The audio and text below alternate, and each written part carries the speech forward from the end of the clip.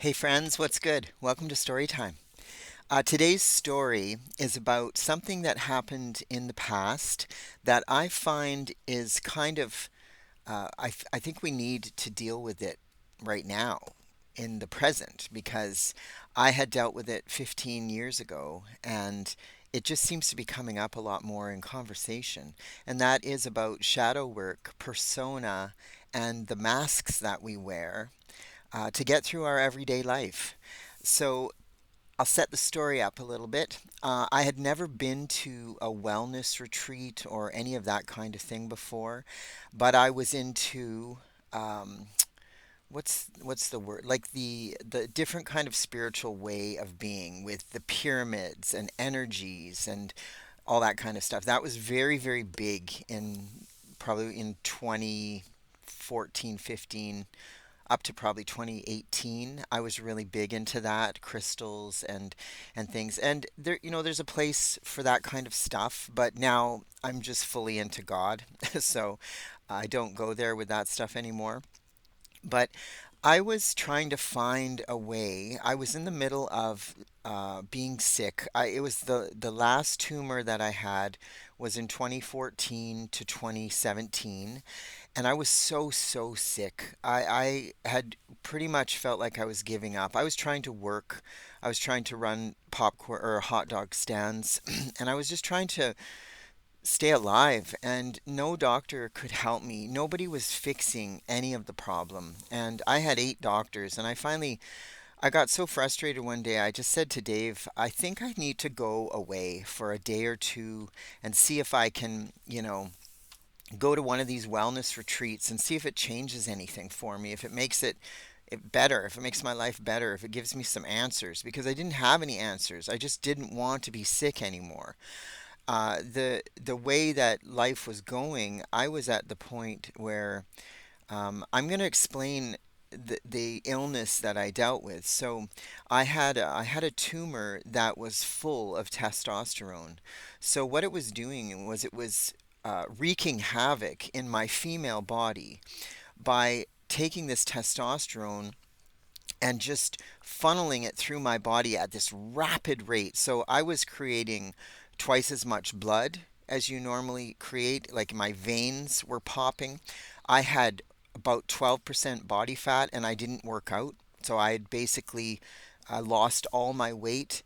And that was just because they found a tumor.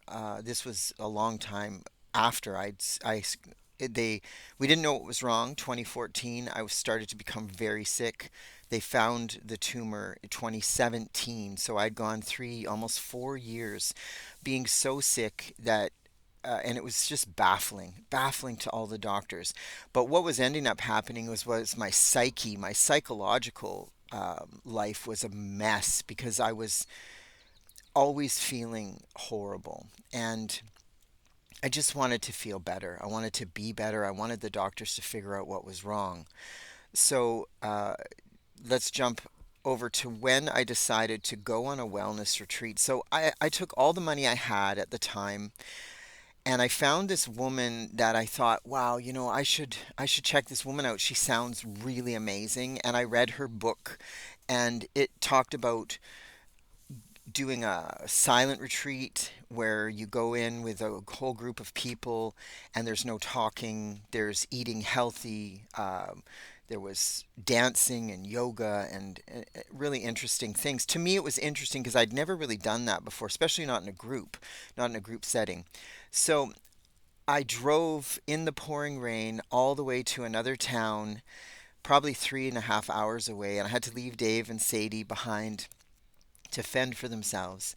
And Dave kind of thought, well, this is crazy. Like, what kind of hippy dippy stuff is she doing?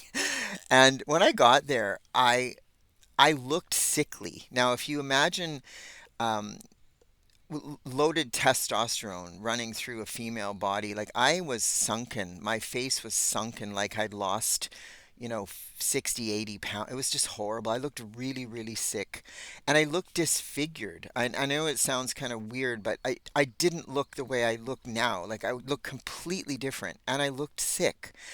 So when I got there, I immediately put on this air of I'm fine. This is going to be great. I'm going to have a good time. And I had this big kind of grin on my face the majority of the time I was there. And I'll tell you that it was the most uncomfortable place I've ever been in my life. Something that should have been really spiritually grounding and beautiful and calm and peaceful turned into being the beginning of a lifestyle that I never thought I was going to go into, but I needed it. It was almost like every shadow in my entire life came up in this one particular weekend. And it was amazing because I was in the middle of this dance session with you got 15 people dancing around. There was males, females. We were all dancing and the instructor would say, everybody relax and get into it and take off the masks and blah blah blah. And I didn't understand what that meant. I didn't know that I was possibly wearing a mask, but we all every day we wear a mask. We choose to put on the persona that we want to be. So I'm dancing as stiff as a white girl can dance. Like I can't I can't dance. I love hip hop, but I got to learn how to dance. And I'm dancing and stiff, and the instructor comes right up. Now I'm 6 feet tall. I'm a big girl. I'm not tiny, but this woman was shorter than me. She comes right up to my face, and she looks right at me, and uh, which I felt really awkward with all these people around. She said, "Take off the mask," and I was like, "What?" Okay, how do I take off of the mask? Like, what are you talking about? I've never done this before. And I guess what she was trying to say after all these years of learning this stuff is be real. You know, dance like there's nobody watching. Act like there's nobody here and just be real. I couldn't do it. I could not do it. It hurt my feelings so much that this woman came right up to me and said, "Take off the mask." She told me twice, and not in a very nice way the second time. I was actually making other people in the room uncomfortable because of the mask I had on that was just a fake happy. Nobody really knew where I was in my life. They didn't know where I was at or how sick I was. I just wanted to try and find a very fast remedy.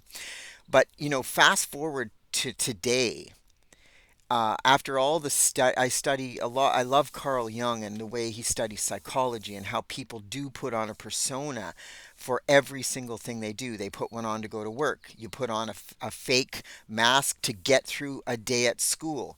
To sit down at a dinner with people, you put on a mask. Okay, I'll put on the family mask. I'm going to be this person. So to have somebody say, remove the mask, I get it now. I understand. It's just literally saying, be real. Try and be who you are. Just be real.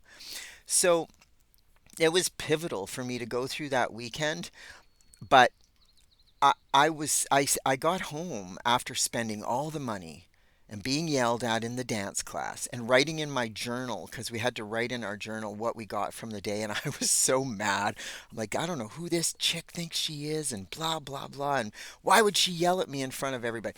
But it started this whole entire shift in how I went out in the world.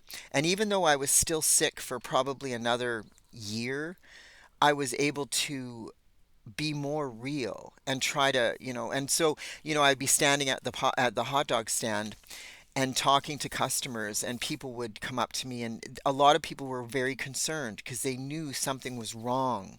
They knew that I wasn't well.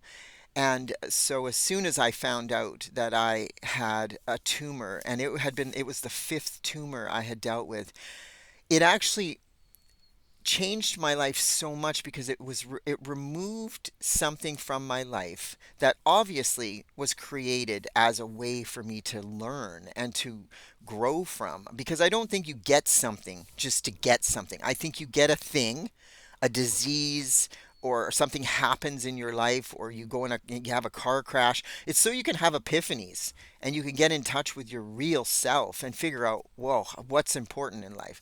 That's what I get from it. That's how I take everything now in life, is that every experience you're going to have, albeit some of them are absolutely horrific, Like, you don't want to crash your car, you don't want to lose your loved ones. But in the midst of it, you're supposed to learn from that experience and grow from it. So I actually, after years and years of, I was angry at this moment, but I was very grateful that that's what started the whole process of learning about personas and masks. So if you find yourself right now getting tired every time you go into a space because you got to put on the mask, remove it, remove it and see what happens. Like, just get into this reality that that's not your true self. Your true self doesn't need to wear a mask. You can go into a room the way you are, and either people like you or they don't, but who cares? Live your true authentic self. And and maybe don't spend a fortune going to wellness retreats and stuff unless you're ready to face some shadows, because I'll tell you, I paid a lot of money to face those shadows, but it was worth it in the end. So, if you're struggling with stuff like that, just be real. If you need to, like, being real doesn't mean going and sitting down with a bunch of people and talking about being real. It means sitting with yourself and facing some of the shadows and the things that you've dealt with in the past that hurt so bad, but you gotta go through it. I always say, heal your trauma. Heal your trauma. Because we all have tons of trauma. We do. But once you heal a certain area, you grow. It transforms us. It makes us into who we are. And because I have a lot of faith, I do a lot of talking. I talk to God.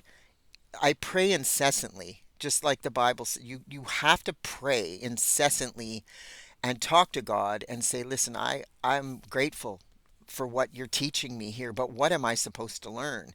And you'll get the answers. They come around in certain ways. You'll get those answers. But anyway, I just wanted to talk about that a bit. It was on my mind. I was talking about it or thinking about it a couple days ago on my walk, which I do a lot of walking, so I do a lot of thinking. And yeah, and if it, reaches any of you guys and makes you change certain things in your life, being real is the greatest feeling ever, because then you're not putting on any kind of mask when you go into a group, or it's harder to sit down sometimes and just listen to some of the stuff that people say because maybe you're not in alignment. We're not, none of us are at the same place. And sometimes you just got to sit there and, grin and bear it. But anyway, that's all I wanted to say for today. And it wasn't really a story. Well, it kind of was. But I hope you guys have a fantastic day. It is absolutely beautiful out. I'm going to do some gardening, and that's my new job. So I love it. But today I decided to go when it got a little hotter because, yeah, we're supposed to get about 20 Celsius today. So have a fantastic day, you guys. Like, subscribe, hit the notification bell, and I will see you the next time I do one of these, which I don't know when I'm going to do them. Just kind of random, because that's what it is. Life is random sometimes. Anyway, take care, guys, and God bless. See you later.